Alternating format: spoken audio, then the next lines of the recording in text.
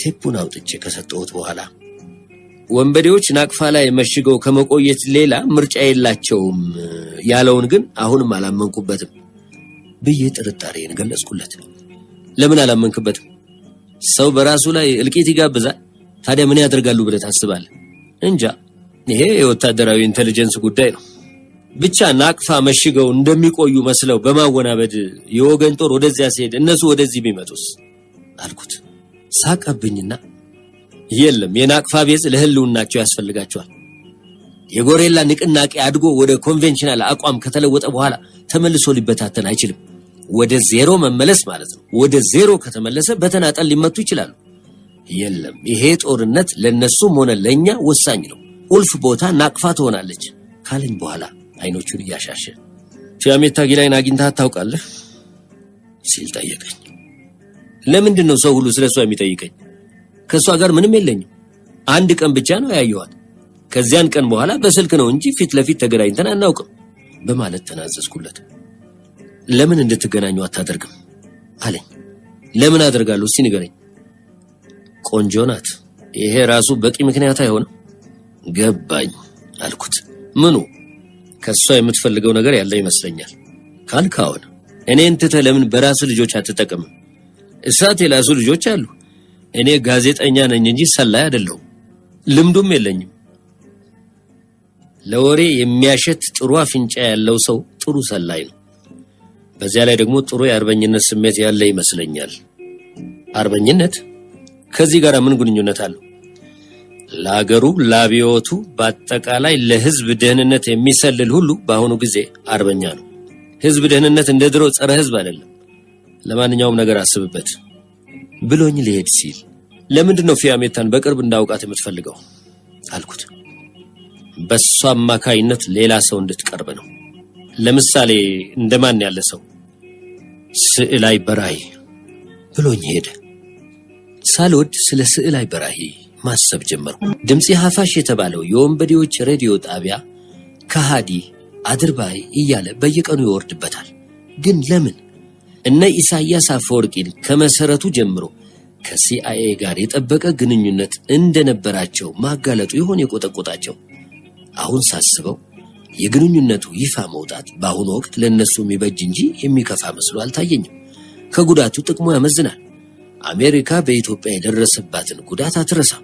ቀይ ባህርን የመሰለ ስትራቴጂካዊ ስፍራና ቃኘው ጣቢያን የሚያክል ዘመናዊ መገናኛ ማጣት ቀላል ጉዳት ባይሆንም ወደ ጥቁር አፍሪካ አመቺ መሸጋገሪያ የሆነች እንደ ኢትዮጵያ ያለች ታላቅ መድረክ ማጣት ዘላለም የሚያስቆጭ ነው። ኢትዮጵያን አጥቶ ሶማሊያን ማግኘት ምንጊዜም ቢሆን ለአሜሪካኖች ምትክ ወይም ካሳ ሊሆን አይችልም እና አሁን አሜሪካኖች ከተገንጣዮች ሌላ በዚህ አካባቢ ምን መሳሪያ አላቸው? ከተቻላቸው በተገንጣዮች ትከሻ ተመልሰው ወደ ትራክ ኤ ወደ ትራክ ቢ ለመምጣት ይፈልጋሉ። ቀይ ባህር፣ ብራይት ስታር። ስዕላይ የብራይት ስታርን ዓላማ ከውስጥ ለማራመድ ይሆን ተመልሶ የመጣው? በአንድ ፊት አሳዘነኝ። ከሁለት ዛፍ ያጣ ጉሬዛ። ግን ምን ሊያደርግ ይችላል? የጋዜጠኞች ጋጋታ ሐሳቤን አቋረጠው። የቴሌቪዥን ሰዎች ነበሩ። ሲሰሩ የዋሉትን ፊልም በካርቶን አሽገው ይዘዋል። ታዲያስ ልጆች እንዴት ነበር? ሞተናል። ግን ፊልሙ ጥሩ ሳይወጣ አይቀርም። ምናልባት አንዳንድ ቦታ ድምጽ ይበላሽ ይሆናል። ዛሬ ማታ ማሳየት ከቻል ተአምር ይሆናል አለ አንዱ ከመካከላቸው። በእኔ ይሁንብህ አልኩትና ወደ ሌላው የጋዜጠኞች ቡድን መለስ ብዬ እናንተስ ተሳካላችሁ በማለት ጠየኳቸው። ህዝቡ በያለበት ንግግሩን በምን ሁኔታ ሲከታተል እንደዋለና ያለውን አስተያየትና ያደረበትን ስሜት በፊልም በፎቶግራፍና በዜና እንዲሰሩ አንድ የተሟላ የጋዜጠኛ ቡድን ወደ ከተማ ልኬ ነበር። በጥሩ ሁኔታ ግሩም ነው። ያልደረስንበት ቦታ የለም። ግን ደክሞናል። ጉሮሯችን ደርቋል። ሜሎቲ ቢራ ፋብሪካ ጋን ላይ ተቀምጠን ዝሁል ቢራ ሲጠማን ያሳዝናል። ጋዜጠኞች ስትባሉ መቼም ገንዘብ አይበቃችሁ ብዬ ለዝሁል ቢራ 10 ብር ጣልኩላቸውና ግን ምሳችሁን እንደበላችሁ በቀጥታ ወደ ምጽዋ ፍጥነት እዚያ እንገናኛለን እና በፈጠራችሁ ደግሞ መብራት፣ ባትሪ፣ ገመድ ምናምን እንዳትረሱ አልኳቸውና ፊልሞቹንና ፎቶግራፎቹን ይዤ ወደ አርሚ አቪዬሽን በረርኩ። ለዚሁ ስራ የተመደበ የአርሚ አቪዬሽን ልዩ አውሮፕላን ተዘጋጅቶ ይጠብቀኝ ነበር። ቲራቮሌን ወደ ኋላ እየተውኩ ወደ አርሚ አቪዬሽን በምበርበት ጊዜ ሁኔታው አሳቀኝ። አወይ አለመታደል! አስመራ ላይ ጠዋት የተደረገውን ነገር ወደ አዲስ አበባ በአውሮፕላን ልኮ ማታ በቴሌቪዥን እንዲቀርብ ማድረግ እንደ ተአምር የሚታይ ነገር ይሁን? ለዚያውም ተሳክቶ ቢሆንልን ሰላም ሰላም አልኩ። የኢትዮጵያ ዋና ዋና ከተሞች በሁለት አቅጣጫዎች በቴሌቪዥን መስመሮችና በሬዲዮ መገናኛዎች ተገናኝተው ነገር ዓለም እንደ እሳት ሲቀጣጠል እየታየኝ ቅዠት አይሉት ራእይ።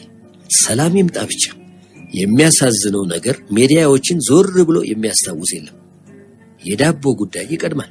ሌኒን አንድ ጊዜ ኮሚኒስቶች ህልም ያሉ ተብሎ ሲጠየቅ ታዲያ ዳቦ ጠግቦ ሲያገሱ የሚያድሩ መሰለ?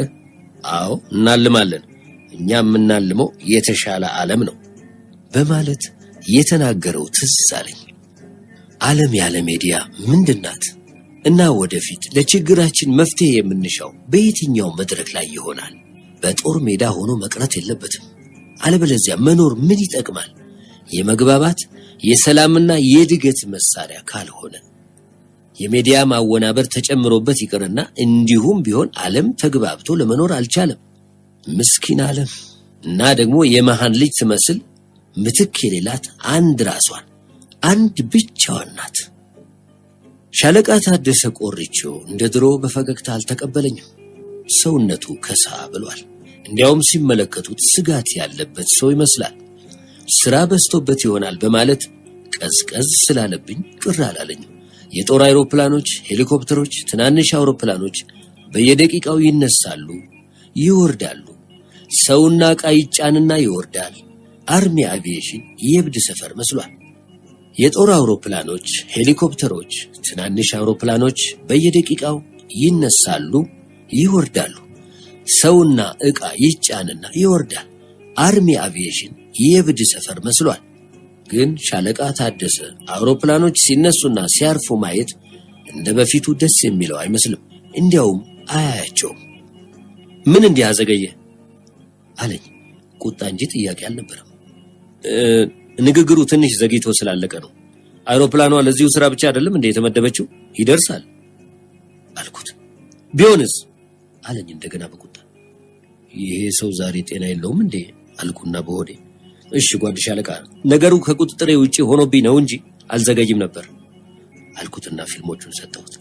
በሌሎች ጊዜያት ወታደር ጠርቶ ያስጭን ነበር። ዛሬ ግን ፊልሞቹ የታሸጉበትን ካርቶን ራሱ ይዞ ወደ ተዘጋጀችው አውሮፕላን ሲሮጥ በማየቴ ደስ አለኝ። ወደ መኪናዬ ተመለስኩ። ሰፈሩ ጆሮ ያደነቁራል። የጦር አይሮፕላኖች አንቶኖቮች ይነሳሉ፣ ያርፋሉ። የመኪናዬን ሞተር አስነስቼ ልሄድ ስል ኪሴ ውስጥ የዘነጋሁት አንድ ጥቅል ፊልም ትዝ ብሎኝ ሞተሩን አጠፋውና ተነስቼ ሻለቃ ታደሰን ፍለጋ ሮጥኩ። አገኘሁት። ከአንድ ረጅም ቀጭን የመካኒክ ቱታ ከለበሰ ጠይም ወጣት ጋር በሹክሹክታ እየተነጋገረ ፊልም ወደ አዲስ አበባ እንድትወስድልን ከተመደበችው ልዩ አውሮፕላን ላይ ዕቃ ይጭን ነበር። የማዳም መሎቴ አውሮፕላን የነበረች ናት። ዞር ባለ ስፍራ ነበር የቆመችው። በሚለዋወጡት የሹክሹክታ ንግግር ተመስጠው ነበር መሰለኝ። ከኋላቸው ስመጣ ሁለቱም አላዩኝም፣ አልሰሙኝም። የያዙትን ስራ ያጣድፋሉ። ጓድ ሻለቃ ብዬ ጠራሁት። ሻለቃ ታደሰ ድንገት ወደ እኔ ዞር አለ። ለሁለት ይዘውት የነበረው ከባድ ካርቶን ከሁለተኛው ሰው እጅ አመልጦ አስፋልት ላይ ወርዶ ዘጭ ሲል ታሽጎ የነበረው ካርቶን ከአንድ ጎን ተበርጥቆ አፉን ከፈተ። አይኖቼ መሬት ከወደቀው ካርቶን ላይ ተተክለው ቀሩ። ገና ከፋብሪካ የወጡ የሚመስሉ አዳዲስ ክላሽን መትረየስ መሳሪያዎች ብቅ ብለው ይታዩ ነበር። አላስገረመኝም። ስፍራው አርሚ አቪዬሽን ነው። ሁልጊዜ መሳሪያ ይጫናል፣ ይወርዳል። አዲስ ነገር አይደለም። ዜና ሊሆን አይችልም። ካርቶኑ ወድቆ ቢፈነዳና ፈንጆ አውሮፕላኗን ከተጫነችው ፊልም ጋር ቢያቃጥል ኖሮ ዜና ብቻ ሳይሆን ትራጀዲ ይሆን ነበር። ይልቅ እንደ አዲስ ነገር ሆኖ ያስገረመኝ ነገር ቢኖር የሁለቱ ሰዎች ድንጋጤ ነበር። ምን አስደነገጣቸው? ሁለተኛውን ሰው ከዚህ በፊት አንድ ቦታ ያየሁት መሰለኝ። ቢሆንም ቦታው ጠፋኝ።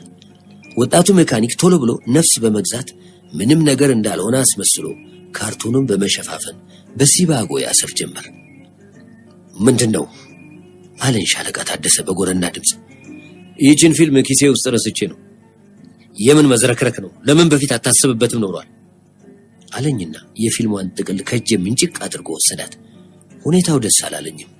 ጓድ ሻለቃ ስራ ሲበዛ ምን ይደረግ? ይሄው እንደምታየው ነው አልኩትና ለማግባባት ያህል ለመሆኑ መቼ ጊዜ ታገኝልኛለህ ብዬ ጠየቅኩት። ለምን? ስለዚህ ኢንተርቪው ጉዳይ ጊዜ የለኝም።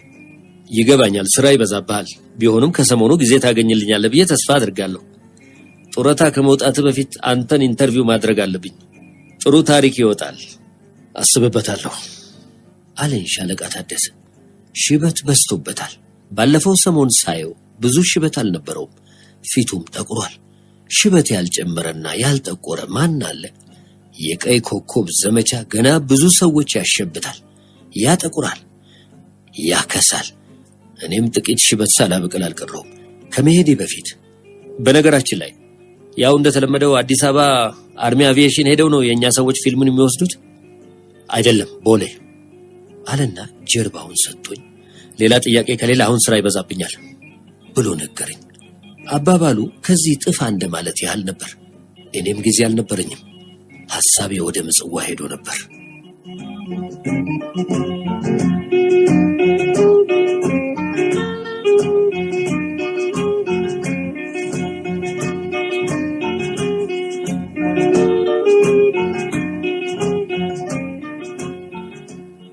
ታላቅ በዓል በርዕሰ ምድሪ። ከአስመራ ወደ ምጽዋ መሄድ ከ7500 ጫማ ከፍታ በጭንቅላት ወደ ታች ተወርውሮ ቀይ ባህር ውስጥ እንደመደፈቅ ያህል ነው። ደግነቱ የምጽዋ ሙቀት በወላፈናዊ ፈገግታው እጅ ነስቶ አልተቀበለኝም። ምጽዋ በጥር ወር ክረምት ስለሆነ ትንሽ ይበርዳል። ቢሆንም ለምጽዋ ፌስቲቫል ከኤርትራ ክፍለ ሀገር ቀይ ኮከብ ሁለገብ አብዮታዊ ዘመቻ ጉባኤ ላይ እንዳለ ተነስቶ በየብስና በአየር ወደ ምጽዋ የተገለበጠው ሕዝብ ለበዓሉ በተለይ የተሰራውን ሹራብ ለብሶ ርዕሰ ምድሪን አጣቦ ይታያል። ምጽዋ የበዓል ስሜት አድሮባታል። የበዓል አየር ይነፍስባታል። የበዓል ሰንደቅ ዓላማዎች ይውለበለቡባታል።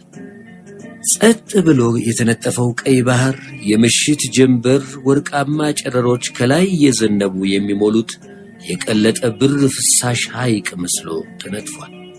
የምጽዋ አድማስ ቀይ ብርቱካን በመሰለ ቀለም ነዷል። ወደ ምሽት ላይ ነበር ምጽዋ የደረስኩት። ምጽዋ በበዓል ስሜት ታድማና ሸብርቃ ብትታይም ውበቷ የሚማርከው ቀን ሳይሆን ማታ ነው። ቀን ቀን ታንቀላፋለች። ማታ ሲሆን ነው የምትነቃውና የምትደምቀው። ቢሆንም የድሮ ውበቷንና ድምቀቷን አታለች። ከ3 ዓመት በፊት አሰቃቂ እልቂትና ጥፋት የታየባት የጦርነት አውድማ ነበረች። ጠባሳ ዕዳጋ ፊት ላይ አሁንም ይታያል። ሻዕቢያ ከታህሳስ ወር 1970 ዓመተ ምህረት ጀምሮ ለ9 ወሮች ምጽዋ ከሚገኙት 13 ቀበሌዎች ውስጥ 10ሩን በቁጥጥር ስር አድርጋ ነበር። ዕዳጋ ከነዳጅ ማጠራቀሚያው አካባቢ ጀምራ የባህሩን ጠርዝ ሳትለቅ በጉርጉሱም እስከ ሲሚንቶ ፋብሪካ ድረስ በመመሸግና ሚካኤል ቤተክርስቲያን ላይ 3 ባለ 50 ካሊበር መትረየሶች በመጥመድ ወይ ንቅንቅ ወይ ፍንክች ያባ ቢላዋ ልጅ ብላ ነበር። ዕዳጋንና በወገን ጦር ቁጥጥር ስር የነበሩትን 3 ቀበሌዎች ማለትም ጧሌትንና 2ቱን ምጽዋዎች የሚያገናኘውን ብቸኛ ድልድይ አላሸጋገራለች። ወደ ምሽጎቿ መጠጋት የሚቻለው ጨው በሚመረትበት ረግረግ መሬት ብቻ ነበር። በዚያ መሄድ ደግሞ እልቂትን በራስ ላይ እንደመጋበዝ ነበር።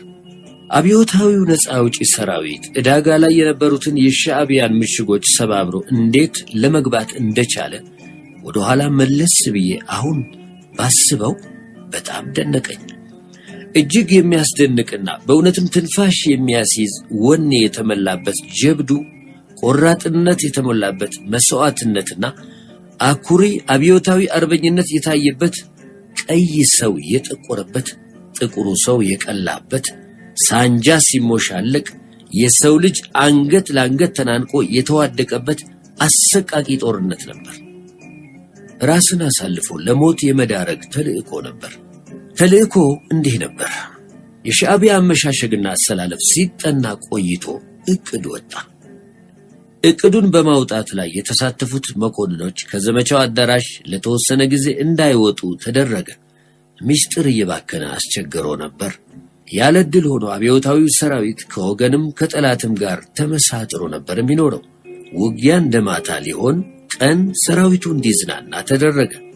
ማታ ከምሽቱ 3 ሰዓት ላይ ፊሽካ ተነፋ። እቅዱን የሚያውቁት መኮንኖች ጦራቸውን ይዘው ከንጋቱ 11 ሰዓት ላይ ወጡ። የማወናበጃ ተኩስ ጎህ ቀደደ። አንዱ ግንባር ከናቫል ቤዝ ተነስቶ ረግረጉን መሬት በመያዝ በሚካኤል ቤተክርስቲያን አቅጣጫ ሲሄድ፣ ሁለተኛው ግንባር ከጧሌት ተነስቶ እናት ምጽዋንና ዕዳጋን ወደሚያገናኘው ትልቁ ድልድይ ገሰገሰ። ምንድነው የምትጠብቀው? አላስተኳሽ መኮንን። እንዴት ብዬ ተኩስ ነው ምልህ ብሎ ሽጉጥ አወጣበት። ተኳሹ ቅዱስ ሚካኤል ይቅር በለኝ በማለት ሁለት ያማተበና መድፉን ለቀቀው። ሚካኤል ቤተክርስቲያን ላይ ተጠምደው የነበሩት የሻዕቢያ መትረየሶች ጭጭ ምጭጭ አሉ።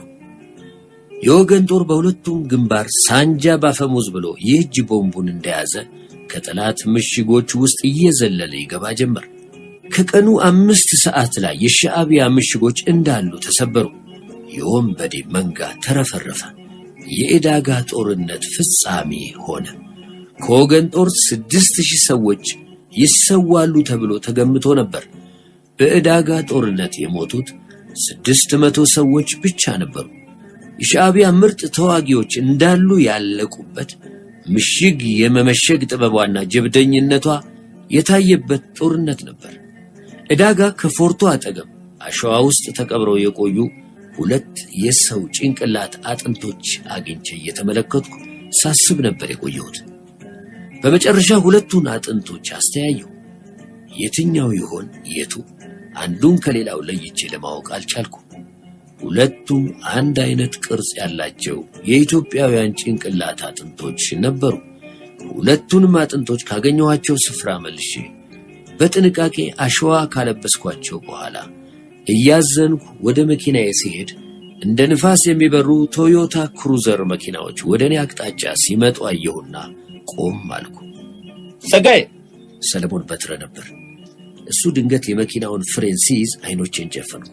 ከኋላው ይበሩ የነበሩ አጃቢ መኪናዎች ሊላተሙ ነበር። እሱ ደንታ አልሰጠውም። ምን ታደርጋለህ እዚህ? ጉብኝት ላይ ነበርኩ። ከመቼው?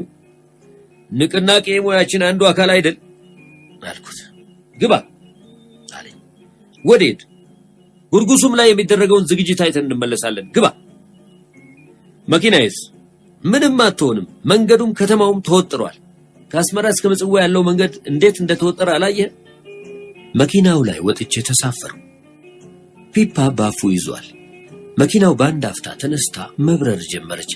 እንደ እብድ ነው የሚነዳው። በጠየቀኝ መሰረት ከአስመራ ወደ ምጽዋ ከሱ ጋር ባለመምጣቴ እድሌን አመሰገንኩ።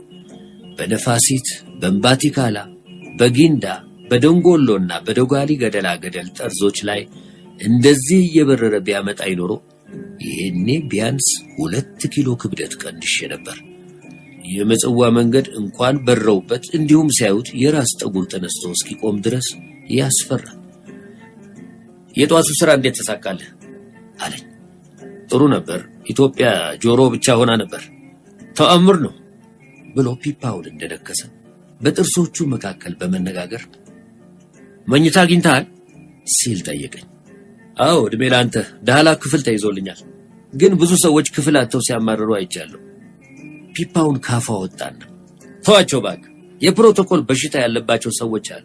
እኔን የሚያሳስበኝ የአንዳንድ ሰዎች ማማረር ሳይሆን የአጠቃላዩ ስራ መሳካት ነው እንዳለኝ ከጉርጉሱም ወደ ምጽዋ ይጓዝ የነበረው ባቡር ሲያልፍ አይቶ፣ ሌላው ተአምር ደግሞ ያውልህ ወንበዴዎች ሰባብረው ለምሽግ የተጠቀሙበት ሀዲድ የተሰራው በ15 ቀን። ሰው መስራት ከፈለገ የማይሰራው ተአምር የለም።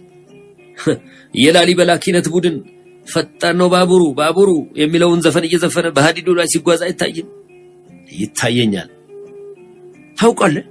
እስቲ አስብ አለና እንደገና ፒፓውን ካፉ አውጥቶ አንዳንዴ ሳስበው ይሄ አብዮት ያስደንቀኛል።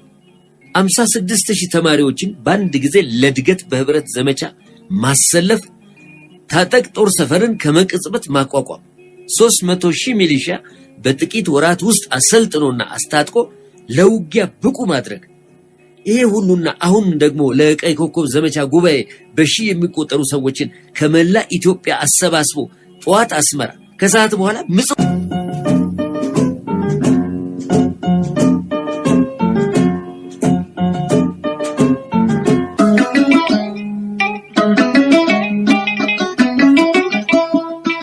በዓሉ ግርማ ጽፎት ፍቃዱ ተክለማርያም ተረከው።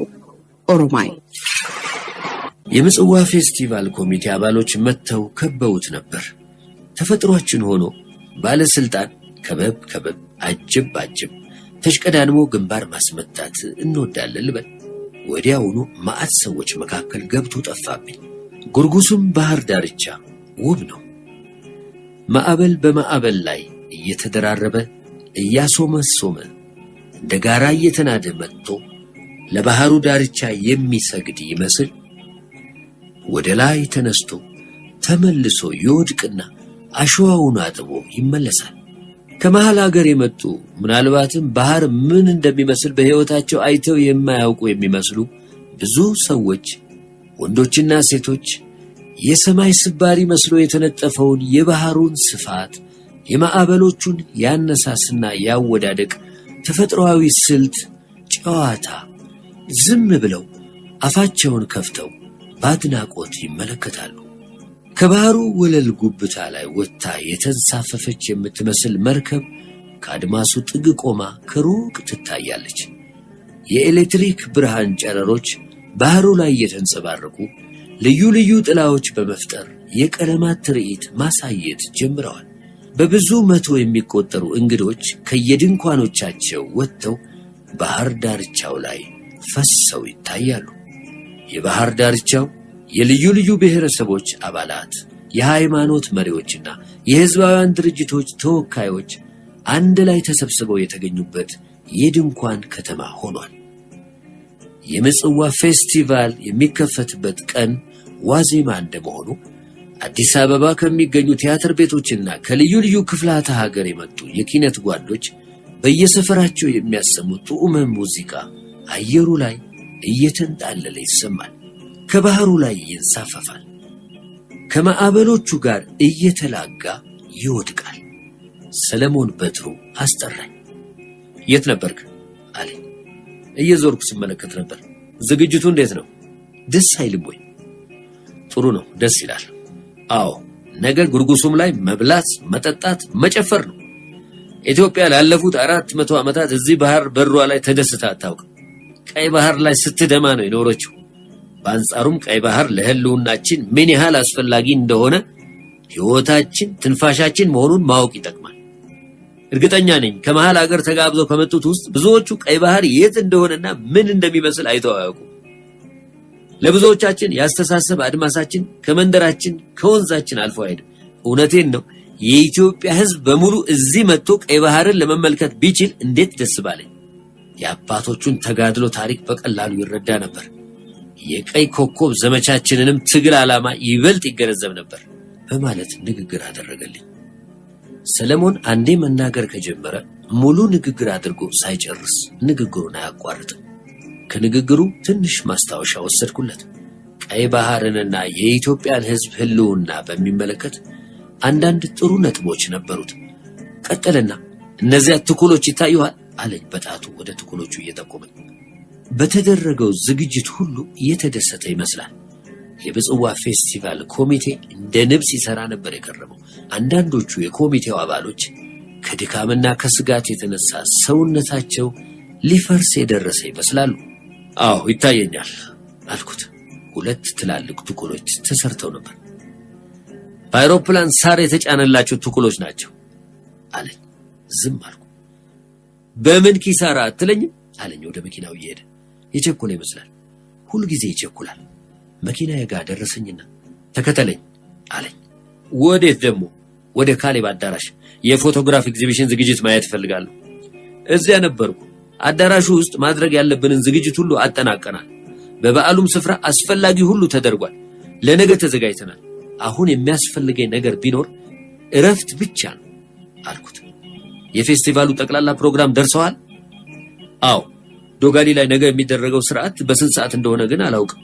በ12 ሰዓት እዚያ መገኘት ነው። ትክክለኛውን ሰዓት እኔም አላውቅም ብሎኝ በረረ።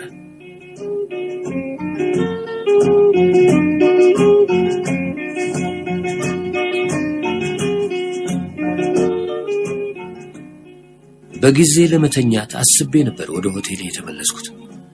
ባህሩ በመስኮቴ ወለል ብሎ ይታያል። በሚሊዮን የሚቆጠሩ የመብራት ነጸብራቆች ባህሩ ላይ ይጫወታሉ። ማዕበሎች እየተነሱና እየወደቁ መጥተው የባህሩን ዳርቻ አጥበው ሲመለሱ ይሰማል። እንቅልፍ እምቢ አለኝ። ሻወር ወሰድኩና ወደ ሆቴሉ ቡና ቤት ወረድኩ። ቢራ ጠምቶኝ ነበር። ችግሩ ለእግር መረማመጃ ቦታ አልነበረም። ከጉባኤው ላይ ተነስተው የመጡት ባለስልጣኖች ቡና ቤቱን አጣበውት ይታያሉ። አንዳንዶቹ ይሳሳቃሉ፣ ሌሎቹ ይከራከራሉ። ጥቂቶቹ በምር የሚወያዩ ይመስላሉ። አንዳንዶቹ ደግሞ ቢራ የሚያልቅባቸው መስሏቸው ሳይሆን አይቀርም ባንኮኒውን ተደግፈው ይህን ያላበውን ቢራ ባናቱ ይሉታል፣ ይከለብሱታል። በመስተንግዶ መዝረክረክ የሚያማርሩም ሰዎች ነበሩ። ትርምስ ነበር። ኮሎኔል በትሩ ተሰማ ጥግ ይዞ ቆሞ ባለስልጣኖችን በዓይኑ የሚቆጥር ይመስላል። ነገሩ ፍየሎችን እንደማገድ ሳይሆንበት አልቀረም። ተክላይ ዘድንግል ከአንድ ረጅም ሰው ጋር ያወራ ነበር። የሰውየው መልክ ትዝ አለኝ። ቀትር ላይ አርሚ አቪዬሽን ከሻለቃ ታደሰ ጋር ያየሁት ወጣት መካኒክ ነበር። በፊትም ይሄን ሰው ያየሁት ከተክላይ ጋር እንደሆነ አሁን ትዝ አለኝ። ወደ እነሱ ልሄድ ስል ስዕላይ በራይ በባለስልጣኖች መካከል ሲሽሎከለክ አየሁትና ተሽሎክልኬ ሄጄ ትከሻውን ያስኩት። ሄይ ሳልሼ ብጻይ ጸጋዬ አለኝ። የት ጠፍተህ ከረምክ? አለሁ። ከነገ ወዲያ ማታ በሲምፖዚየሙ ላይ የማቀርበውን ጥናት ሳዘጋጅ ነው የከረምኩት። ለሰው ጊዜ አትሰጡም አለ። የምንሰጠው ጊዜ ስለሌለን ነው። ሩጫው እንደሚያዛልቃችሁ ተስፋ አደርጋለሁ። እንዴ አንተ ማነህና? እኔማ ወዶ ገብ ነኝ አለ በምሬት። ወዶ ገብ ማለት ትተናል። አሁን በሰላም ወደ ማህበረሰቡ እየተመለሱ እያለ ነው የምንናገረው። አሁን ደስ አለ? በሰላም አልከው። ታዲያ ምን እንበል? ምጸታዊ ፈገግታ አሳይቶኝ ዝም አለ። አይኖቹ ይቅበዘበዛሉ። የሚጠብቀው ሰው ያለ ይመስላል። የረጋ መንፈስ አይታይበትም። የምታቀርበው ጥናት ስለምንድን ነው? ሻዕቢያ ከሲአይኤ ጋር ስላላት ግንኙነት ምን ይጠቅማል? አድሃሪ አቋም ያላት መሆኗን ለማጋለጥ ይረዳል። እንዴት ምን ይጠቅማል ትላለህ? አለኝ ፊቴን በጥንቃቄ እያጠና። ታሪካዊ ግንኙነታቸውን ማጠናከር ይሆናል ብዬ ነው። አዲስ ክስተት አይደለም። ሲአይኤ ለጥቅሙ፣ ሻዕቢያ ለህልውናዋ። ሁለቱም ለጥቅማቸው እንደሚፈላለጉ እናውቃለን። ወይስ አይደለም? የንዴት ጥላ ከፊቱ ላይ ውልብ ሲላየው መልስ አልሰጠኝም። ቀጠልኩና ሻዕቢያ እንደ ጦጣዎች ናቅፋ ተራራዎች ላይ ተንጠልጥላ ከመጠበቅ ሌላ ምርጫ የላትም። ያልከውን ነገር አሁንም ከልቤ አልተቀበልኩትም። ለምን? ሌላ ምን ምርጫ ይኖራታል? ኃይሏን እንደገና በትና የደፈጣ ውጊያ ማካሄድ፣ በከተሞች ሽብር መፍጠር፣ የልማት ሥራ እንዳይካሄድ ማድረግ፣ ህዝቡ እንዳይደራጅ የገበሬ ማህበሮች መሪዎችን ማፈን፣ እንደዚህ ያሉትን ነገሮች ለማድረግ ምን ይሳናታል? ዝጋ በቃ። ታላቅ ምናብ አለ አለና በነገሩ ሳቀ። በቅርብ ጊዜ የመጣህ እንደመሆነ ይሄን ሁሉ ማወቅ ነበረብህ። እንዴት ሳታውቅ ትቀራለህ? የማዕከላዊ ኮሚቴ አባልም ነበርክ። እንደገና ፊቴን በጥንቃቄ ሲያጠና ከቆየ በኋላ የማዕከላዊ ኮሚቴ አባል ሁሉ ሚስጥር ያውቃል አሉ። በተለይ የሻዕቢያ አመራር ዝግ ነው። ትዕዛዝ ትፈጽማለህ እንጂ አትወያይበትም። ለማንኛውም ነገር የመረጃ ሰዎች ሚና መጫወት ይቅርብህ። በጋዜጠኝነት ብትረጋ ይሻላል። ወይስ ሙያህን ልትቀይር አስበሃል? ግን አዝናለሁ አለኝ። ምንም ያሳዝነ ነገር ተናገርኩ። ተጠራጠርከኝ። ግን አንተ ምን ታደርግ? እድላችን ነው። መጠራጠሪያ አይደለም፣ ለማወቅ ፈልጌ ነው። እውነቴን ነው የምልህ። እኛ ጋዜጠኞች ጥያቄ በመጠየቅ ነው አንድ ነገር ለማወቅ የምንችለው። እና ደግሞ ካሁኑ ሙያዬን መቀየር አልፈልግም። ማይክሮፎን ላይ ነው የምሞተው። ጋዜጠኛ ሲያረጅ ባይሆን ዲፕሎማት ይሆናል እንጂ ሰላይ አይሆንም ስለው ለምን ብሎ ጠየቀኝ። ዲፕሎማት ከሆነ ምንም ባይሰራ እንኳን በብርጭቆ አያያዙ አያሳፍርም፣ ያሳምረዋል። ለምን ቢራ አልጋብዝህም አልኩት። ሌላ ጊዜ፣ አሁን የምጠብቀው ሰው አለኝ። ምን አስቸኮለ? አብረን የምናከብራቸው ብዙ ድሎች ይጠብቁናል ብሎኝ ሄደ። ቢራ ፍለጋ ሄድኩ። የሚጠብቀው ፊያሜታ ጊላይን ይሆን እያልኩ አስብ ነበር። ሚስተር ቲቪ መጽሐፈ ዳንኤል ነበር። ባንኮኒውን ተደግፎ ቢራ ይጠጣል። ታዲያስ ሚስተር ኢኮኖሚ አልኩት። ነጭ የበጋ ልብስ እንደ በረዶ የነጣ ስስ ሸሚዝ ከሰማያዊ ክራባት ጋር ለብሶ ሽክ ብሏል። የተቀባው የወንድ ሽቶ ከሩቅ ይጣራል። ውዥንብር ነግሷል። ምን ሆንክ? ተቀብሎ የሚያስተናግደን የለ? መኝታ አልተያዘልን? ቢራ በነፃ መስሎኝ ነበር። እንዲህ መሆኑን ባውቅ ኖሮ ከአስመራ እግሬን አላነሳም ነበር። ስለ መኝታ ምን ችግር አለ? ጉርጉሱም ላይ ሺህ ድንኳኖች ተተክለው የእንግዳ ያለ ይላሉ። እኔ አሸዋ ላይ ድንኳን ውስጥ ላድር? አዎ፣ መጽሐፈ አሸዋ ላይ መተኛት ቀርቶ በእግሩ መሬት ለመርገጥም ይጠየፋል። ስትዞር ማደር ነዋ። ምጽዋ የሰዓት ገደብ የለም። እዚህ የሚነጋው ሲመሽ ነው። የት ይኬዳል? ሴቶቹ ጠፍተዋል። ልክ ነህ። የኤርትራ ቆነጃጅት ወደ ጄዳ አቡዳቢ ኮብለዋል። ገነታቸው እዚያ ሆኖ የለም እንዴ? ነፍሳቸው ትኮነን ብሎ ቀለደና ስራው እንዴት ነው አለኝ። እንደ ውሻ መሮጥ የውሻ ህይወት ነው። ቤተክርስቲያን እንደገባች ውሻ መዋከብ አልኩትና ግማሽ ብርጭቆ ቀዝቃዛ ቢራ ጨልጬ ቸስ እያደረገኝ ሲወርድ በርካታ ከተነፈስኩ በኋላ በኢኮኖሚክስ ግንባር ብዬ ጠየቅኩት። ሳይናገር መሳቅ ይወዳል። ዞር ብሎ ትከሻው ላይ የሚስቃት ልዩ ሳቅ አለችው። ዛሬ እንዳጋጣሚ ንጭ አላለም። መነጫነጭ ሲጀምር እንደ አውሬ ሰው ይሸሻል። ሰው አያነጋግርም። ብቻውን ይሄዳል፣ ብቻውን ይበላል። ዶክተር ዮሐንስ ቤት በአንድ ጣራ ስር ከሱ ጋር የምንኖር ሰዎች ለሳምንት የማናየው ጊዜ አለ። ስናጣው አክስቱ ጋር ሄዶ ይሆናል እያልን እንቀልድበታለን። የሚሄድባቸውን ሱቆች አክስቶቼ ናቸው ይላቸዋል። እና ብዙ አክስቶች አሉት። የደም ብዛት የተነስቶብኛል አለ። ሆድስ ተሻለው? እናንተ ጋዜጠኞች በሰው እንደቀልዳችሁ ነው የምትኖሩት። እናንተ ኢኮኖሚስቶችስ? እኛ ቀልድ አናውቅ። ዓለምን ለመለወጥ የሚሰሩ ሰዎች አይቀልዱም። እነማን ናቸው ዓለምን የለወጧት ታውቃለህ? ስሚዝ አዳምስ፣ ሪካርዶ፣ ካርል ማርክስ። እነዚህ ዓለማዊ ፈላስፋዎች ናቸው እና አይቀልዱም። ያለ ጩኸት ዝም ብለው ዓለምን ይለውጣሉ አለ። እና አንተ እዚህ ከመጣ ምን ለውጥ አገኘህ? ዴፖዎችን ሞልቻለሁ። የኮንስትራክሽኑ ስራ ተያይዟል። በቅርቡ አገልግሎት መስጠት የሚጀምሩ ክሊኒኮችና ሆስፒታሎች ይገኛሉ። ስንዴና ሸቀጣሸቀጦች እንደ ልብ ናቸው። የጭነት መኪናዎች ሞልተዋል። ምን ትፈልጋለህ? ሁሉም ነገር በሽበሽ ሆኗል አለ በምጸታዊ አነጋገር።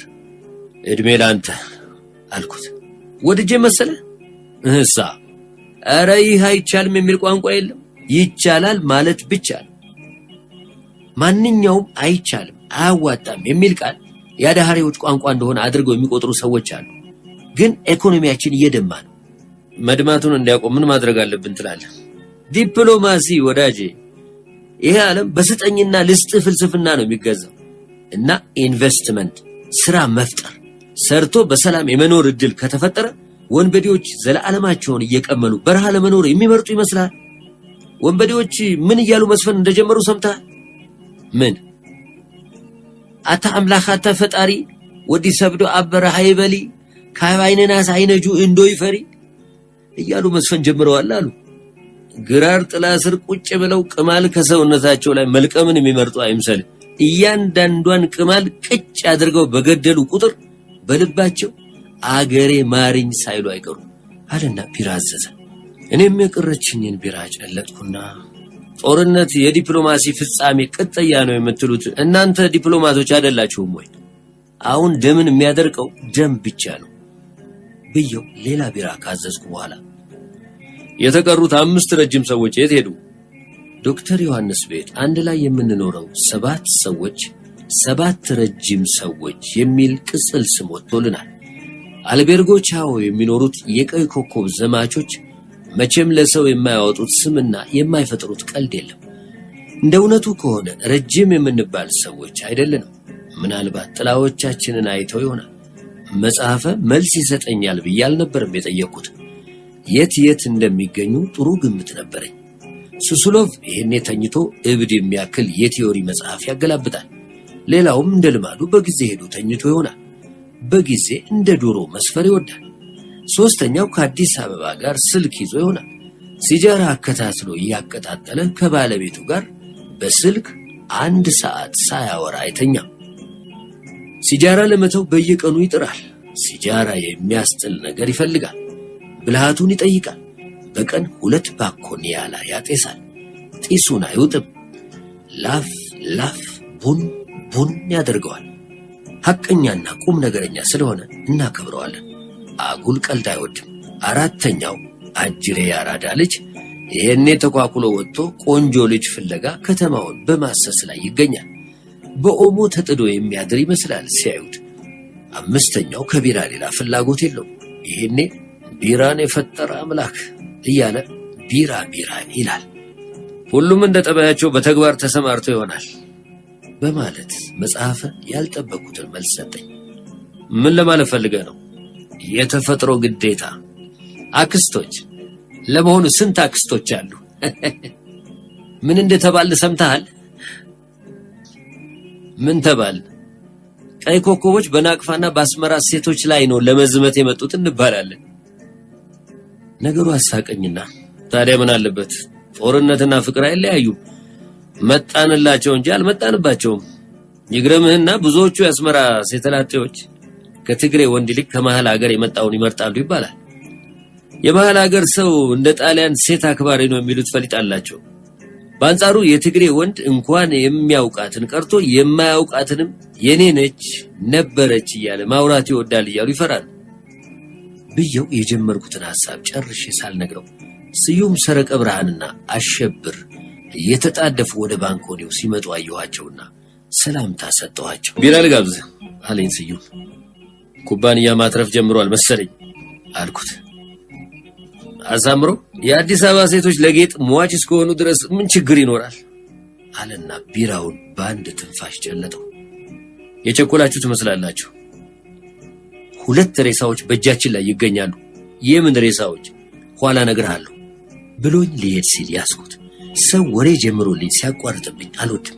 ሆዴን ያመኛል። የመሃል ሀገር ሰዎች ናቸው ይሆን? አይደሉም። ሁለቱም የዚህ ሀገር ሰዎች ናቸው። አንድ ሴት አንድ ወንድ። ሴትየዋ በአስመራ እኔ ነኝ ያለች የናጠጠች ሀብታም የታወቀ ሴክሬቶ ባለቤት ነበረች። ሰውየው አሁን በቅርቡ የአንድ ቀበሌ ሊቀመንበር ሆኖ የተመረጠ ነበር። ሁለቱም የአስመራ ነዋሪዎች ነበሩ አለኝ። ምን ሆኖ ሞቱ? ባህር ላይ ተንሳፈው ነው የተገኙት። ምክንያቱ ምን ይሆን? ተገድለው ባህር ውስጥ የተጣሉ ይመስላል። አሁን ልሂድ። ፖለቲካዊ ግድያ ይሆን? መሆን አለመሆኑን ለማጣራት ነው የምንቸኩለው አለኝና ሄደ። ተያይዘው ሮጡ። ስዩምና አሸብር ምን ነበር የሚሉ እነዚህ የህዝብ ደህንነት ልጆች አለኝ መጽሐፍ። 2 ሬሳዎች ባህር ላይ በመንሳፈፍ ላይ ይገኛሉ ነው የሚሉት። ጥሩ ዜና ይወጣዋል። ሁኔታውን መከታተል አለብኝ። እናንተ ጋዜጠኞች ትገርሙኛላችሁ። ምን ነው ጥሩ ዜና ይሆናል ብሎ ነገር ሰው ሲያጣጥር ብትደርሱ ምን ይሰማዎታል፣ ነገሩን እንዴት ያዩታል ብላችሁ ሳትጠይቁት አትቀሩ። በል ወንድሜ እኔ በጊዜ ማደሪያ ልፈልግ። ምን ነው ፈራ? በዚህ ግርግርና ውዥንብር ውስጥ ምንም አይሆን ነገር አለ። ጠዋት ባህር ላይ ተንሳፈፌ መገኘት አልወድም። እንደ መጽሐፈ ለህይወቱ የሚጨነቅና የሚሰጋ ሰው አጋጥሞኝ አያውቅም። የጠጣሁት 2 ቢራ ስራውን ሰራ መሰለኝ። አድሮብኝ የነበረው ድካም ለቀቀኝ። ምሽቱም ገና ለጋ ነበር። ምጽዋ ላይ ሲመሽ ነውና የሚነጋው። በጊዜ ሄዶ መተኛት ኃጢአት መስሎ ስለታየኝ መጽሐፈ ዳንኤልን ትቼ ጋዜጠኞቹን ፍለጋ ወጣሁ። እየዞርኩ በየቡና ቤቱ ፈለኳቸው። ይሄ ከመሃል ሀገር የመጣው ሰው የፈረደበትን ቀዝቃዛ ቢራ ከነ አረፋው እያነሳ ዝም ብሎ ይጋታል። ጋዜጠኞቼ የትም አልነበሩም። እነዚህ ጩልፊዎች ወደ ጉርጉሱም ሄደው ይሆናል በማለት ወደዚያ በረርኩ። በመቶ የሚቆጠሩ መኪናዎች ወደ ጉርጉሱም ባህር ዳርቻ ሲሄዱም ከዚያ ሲመለሱም መንገዱ ላይ ይታዩ ነበር። የድንኳን ከተማው ሺህ ደመራ ተደምሮ የተቀጣጠለበት መስሏል። ጭፈራውና ዘፈኑ ይቀልጣል። እዚህ የትግሬ፣ እዚያ የአማራ፣ ወዲህ የኦሮሞ ወዲያ የጉራጌ ቀዝቀዝ ያለው አየር ከጭፈራውና ከዘፈኑ ጋር ተዳምሮ መንፈስ ያድሳል። ቅርብ መስሎ ከሚታየው ጥቁር ሰማይ ላይ የፈሰሱት ከዋክብት በደስታ የሚደንሱ ይመስላሉ እና የቀይ ባህር ማዕበሎችም ያረግዱ ነበር። አንዳንዴ ማዕበሎቹ ለአንድ አፍታ ጸጥ ሲሉ በየቦታው የሚነደው እሳት ነጸብራቅ ዘመናዊ ሰዓሊ የሳለው የሕይወት ጥላ የሚመስሉ ዝብርቅርቅ ጥላዎች ባህሩ ወለል ላይ ይፈጥራል።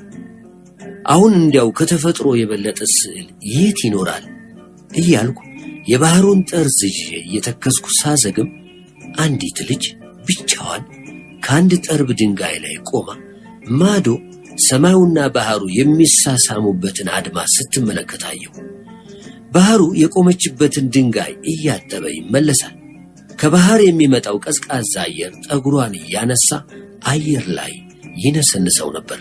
በቀጭን መያዣ ክብ ትከሻዋ ላይ ተንጠልጥሎ ጀርባዋን ገልጦ የሚያሳይ ነጭ አጠር ያለ የበጋ ቀሚስ ለብሳለች።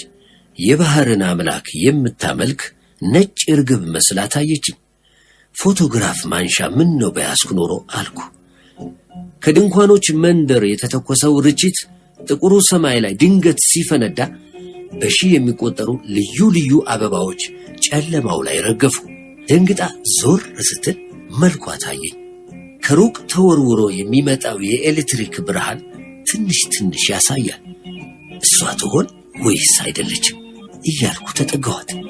እሷ ነበረች፣ ፊያሜታ። በመጀመሪያ ማን እንደሆንኩ አላወቀችኝም። በጣም ተጠጋኋትና ጸጋዬ ይባላለሁ ታስታውሽኛለሽ አልኳት። ዋ ሂዳ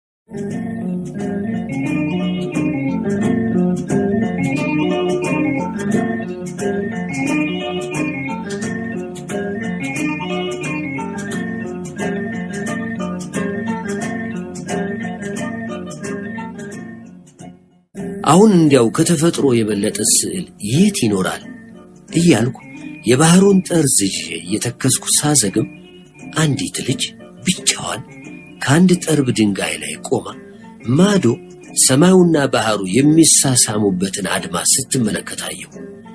ባህሩ የቆመችበትን ድንጋይ እያጠበ ይመለሳል። ከባህር የሚመጣው ቀዝቃዛ አየር ጠጉሯን እያነሳ አየር ላይ ይነሰንሰው ነበር። በቀጭን መያዣ ክብ ትከሻዋ ላይ ተንጠልጥሎ ጀርባዋን ገልጦ የሚያሳይ ነጭ አጠር ያለ የበጋ ቀሚስ ለብሳለች። የባህርን አምላክ የምታመልክ ነጭ እርግብ መስላ ታየችኝ። ፎቶግራፍ ማንሻ ምን ነው በያዝኩ ኖሮ አልኩ። ከድንኳኖች መንደር የተተኮሰው ርችት ጥቁሩ ሰማይ ላይ ድንገት ሲፈነዳ በሺህ የሚቆጠሩ ልዩ ልዩ አበባዎች ጨለማው ላይ ረገፉ። ደንግጣ ዞር ስትል መልኳ ታየኝ። ከሩቅ ተወርውሮ የሚመጣው የኤሌክትሪክ ብርሃን ትንሽ ትንሽ ያሳያል።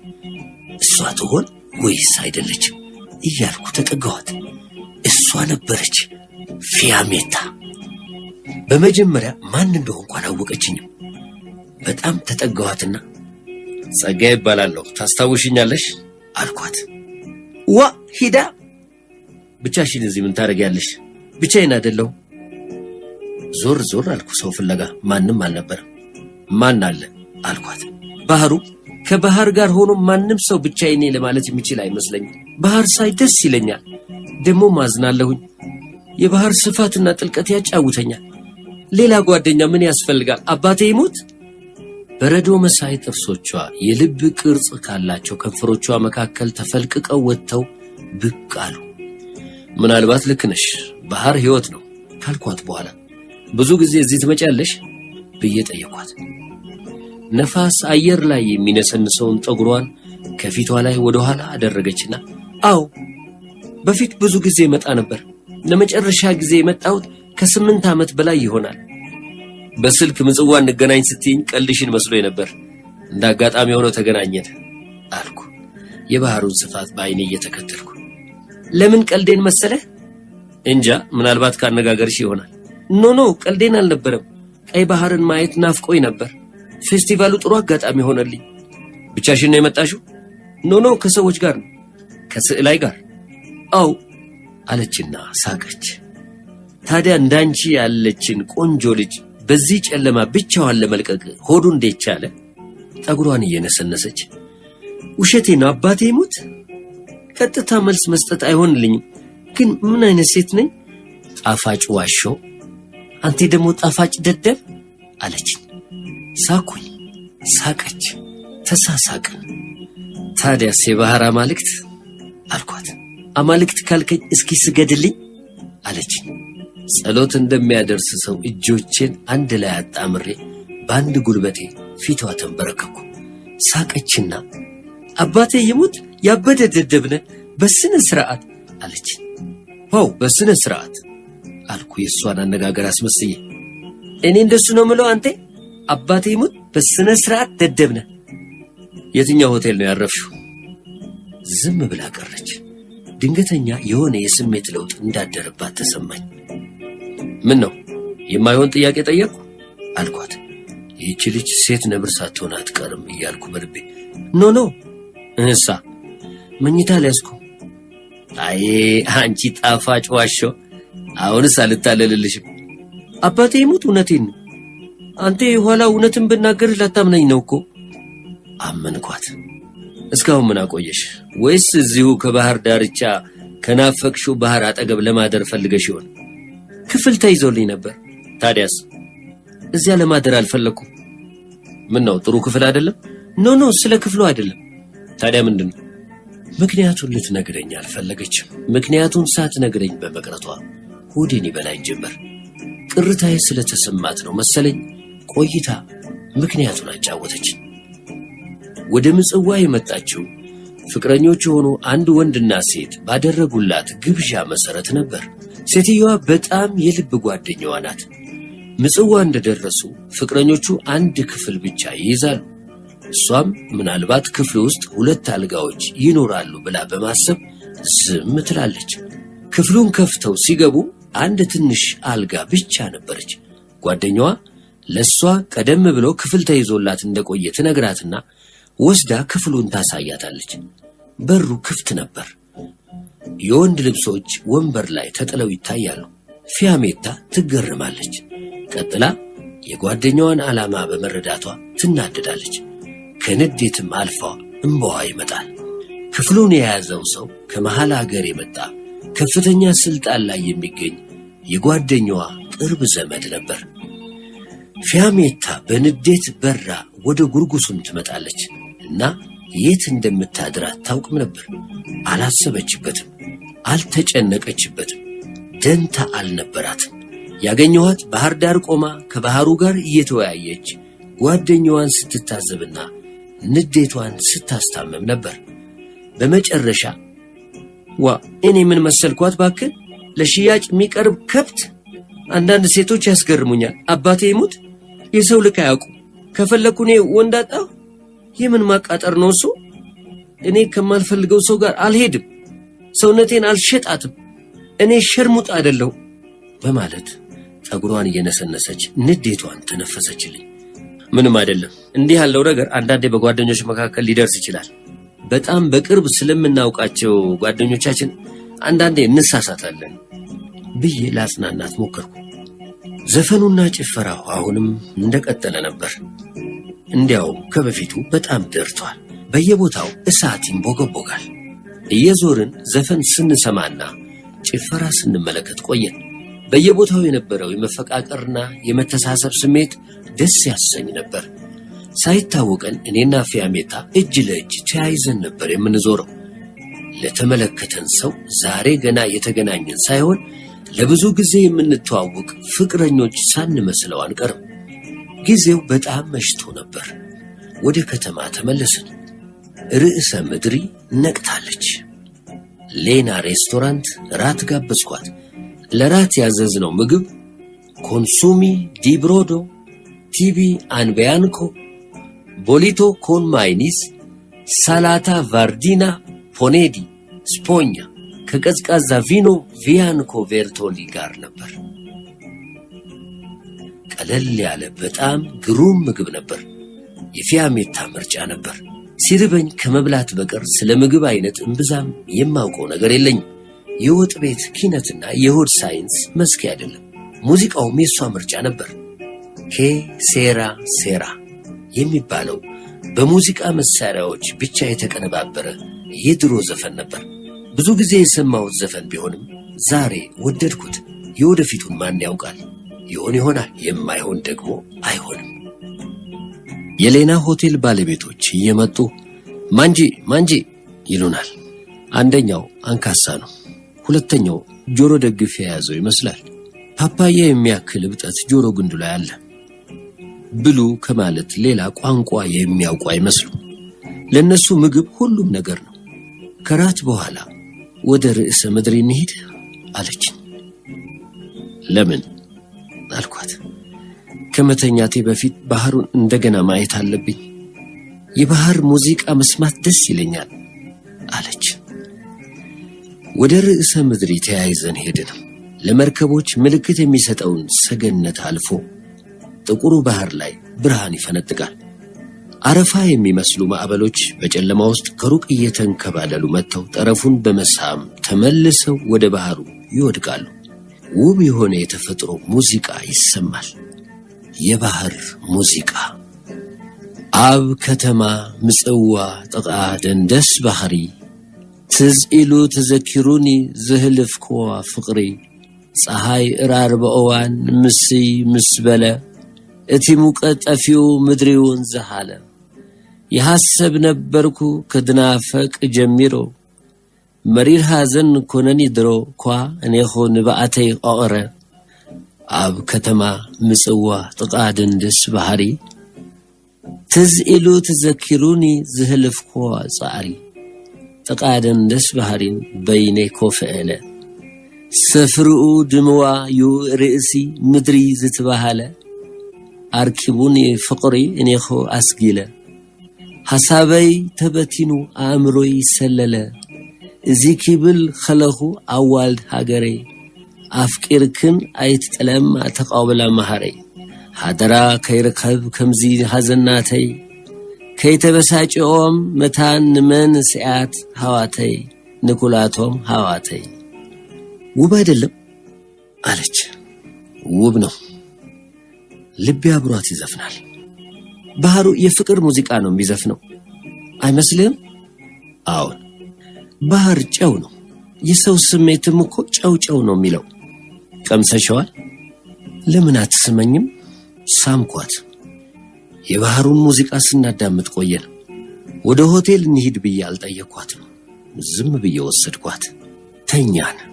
ለፍቅሯ ተርቤ ነበር። እሷም ስሜቷን አልቆጠበችብኝም። የስሜቴን አጸፋ በስሜት ትመልስልኝ ነበር። ውብ ነበረች። ቆይታ ኋላ ነበር አንተ አባቴ ይሙት ምን አይነት ሌባ ነህ አለች። እንዴት ዝም ብለህ ታመጣኛለህ? ብጠይቅሽ ይሻል ኖሯል። አባቴ ይሙት ብትጠይቀኝ እሺ ብዬ አልመጣልህም ነበር። ሂድ። አባቴ ይሙት ሌባ ነህ። በስነ ስርዓት ነገርሽ ሁሉ ጣፋጭ ነው። ደደብ፣ ጣፋጭ ደደብ። ለብዙ ጊዜ እንደማውቅሽ ያህል ሆኖ ነው የሚሰማኝ። እኔም አባቴ ይሙት።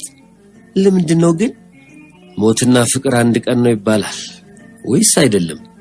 ወይም አለች። ወይም ምን? መዋደድ እንደ ቁማር ነው። ይገኛል ወይም አይገኝም። ሙሽ እንደገና አቀፍኳት። የፍቅር አምላክ እንደገና ለመመለክ ፈልጎ ነበር እና ቁጣውን ለማብረድ እንደገና መመለክ ነበረበት። እንደገና ያቀረብነውን የፍቅር መስዋዕት የፍቅር አምላክ በደስታ ተቀብሎ እንደገና ባረከልን። ኃያሉ የፍቅር አምላክ። እውይ እዚህ ቤት የሚጠጣ ነገር የለም ወይ? ተቃጠልኩ አለች።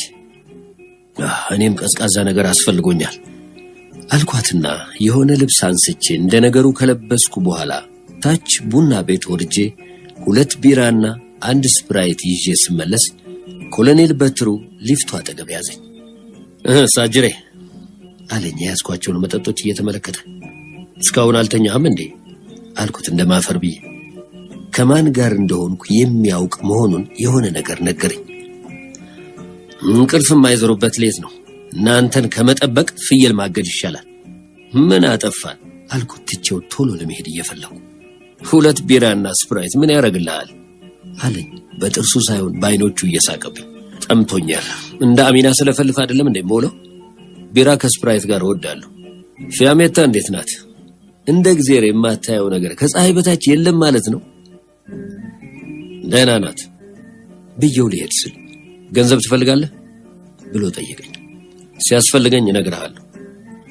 እንደ ፊያሜታ ያሉ ሴቶች ውዶች ናቸው። ስማ ጓድ ኮሎኔል፣ ከኔ የምትፈልገው ነገር ይገባኛል። ጊዜ ስጠኝ። ስራዬን ስሰራ እግረ መንገዴን አንዳንድ ፍንጭ ያገኘው ይመስለኛል።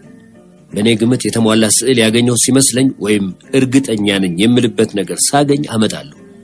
የዘመቻው ዓላማ መሳካት የሁላችንም ኃላፊነት ነው። ግን አንዳንድ ፍንጭ ያገኘው ብዬ የምሮጥ ሰው አይነት አይደለሁም። የሰው ነገር ይጨንቀኛል። በዚያ ላይ ተሳስቼ ላሳስተህ አልፈልግም። በእውነት የምደብቅህ ነገር አይኖረኝም። ዓላማችን አንድ ነው። አንድ ላይ ነን። ጊዜ ስጠኝ። ዘመቻውን ከጠላት መጠበቅ ግዴታዬ ነው፣ ስራዬም ነው ስለው ፈገግ ብሎ እናንተ ጋዜጠኞች የማትደርሱበት ቦታ የለም። ለዚህ ብዬ ነው እኔም እንዳንተ አልቸኩልም። የቸኮለ ቀንድ ይነክሳል እንዲሉ። እርግጥ አንተ ፍንጭ ነው የምትለው ነገር ለኛ የተሟላ ስዕል ሆኖ ሊገኝ ይችላል። ግን ፍንጮቹ ምን እንደሆኑ አሁን እንድትነግረኝ አላስቸግርህም። የፈለግከውን ያህል ጊዜ ልትቆይ ትችላለህ። ይቅና ብሎኝ ሄደ። ነገሩ ውስጤን እየከነከነኝ ወደ ክፍሌ ተመለስኩ። ስለ ነገሩ የተሟላ ስዕል እስካሁን ባለማግኘቴ ነደደኝ። ፊያሜታ ያደረብኝን ስሜት አላጤነችም። ጥሟን አረካችና አባቴ ይሙት ቢራ በስፕራይት እንደዚህ ጣፍጦኝ አያውቅም ካለች በኋላ አንተ ቅድም እንደሄድክ ትንሽ ቆይቶ ሰው መጥቶ ነበር። አልገባም እንጃ ቆሞ ሲያዳምጥ ቆይቶ ተመልሶ ሄደ አለች። መኝታ ያጣ ሰው ይሆናል። ታች ሰው እንደ ጉድ እየተተራመሰ ነው። የጠረጴዛው ደብዛዛ መብራት ሙሉ የበጋ ጨረቃ ከሚመስለው ሙሉ ገላጣ ደረቷ ላይ አርፏል። የተኮላ ብር የሚመስሉት አይኖቿ ከጉድጓዶቻቸው ውስጥ ይገላበጣሉ። ከስዕላይ በራሄ ጋር የመጣሽ መስሎኝ ነበር አልኳት። ለምን? መጀመሪያ ያገኘሁሽ ከሱ ጋር ሆነሽ ነበር እና እሱም እዚህ ይገኛል። ይገርመኛል። አባቴ ይሙት ምኑ ሰው ሁሉ ስለሱ ለምን እንደሚጠይቀኝ አይገባኝም። ምንሽ ነው? የት ነው የምታውቂው? ምን ይልሻል? ስለሱ በየጊዜው የሚቀርቡልኝ ጥያቄዎች አሰልችተውኛል። አንዳንድ ደፋሮች እንደውም ከዚያ አልፈው ያን ምሽት የት ወሰደሽ? አንድ ላይ አደራችሁ ወይ እያሉ ይጠይቁኛል ስትል ለምሳሌ እንደ ተክላይ ዘድንግል ያሉት አልኳት። በምን አወቅህ? እንዲሁ ምናልባትም እንውጣ ብሎ ሳይጠይቅሽ የቀረ አይመስለኝም። እኔ እሱ እንደ ካልሲ ከሚቀያየራቸው ቆንጆ ሴቶች አንዷ መሆን አልፈልግም። አንቺ ቆንጆ ነሽ ያለሽ ማን ነው? ራሴ። አንተ ግናይ ብላ ሳቀች። ፍልቅቅ ያሉት ውብ ጥርሶቿ ልቤን ፈለቀቁት።